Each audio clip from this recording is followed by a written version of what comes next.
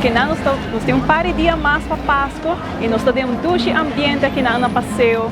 Inter weekend nós temos entertainments com Christmas Water Show, tour dia 7h30. Nós temos Santa Claus que vai estar aqui presente, junto com The Grinch, sabe que vai estar algo super divertido para todo mundo, para a família, para pensar, para portrait. E desfrutar da temporada de Páscoa aqui na Passeio Herência.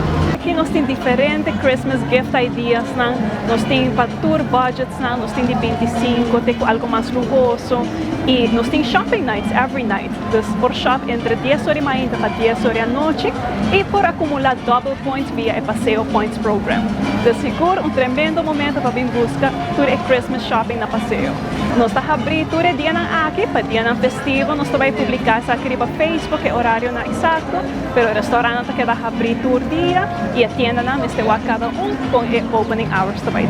Que nós temos happy decorations de Páscoa, das happy gente bem que não saca portrait que 2022, nós temos bonita coração e fairy tales e para não olvidar é Christmas trees, uma beleza.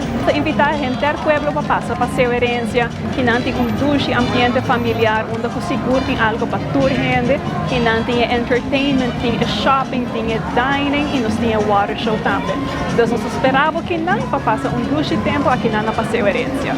Para mais informação também pode subir nos Facebook page, nos Instagram, nos temos stories também e também arriba nos website.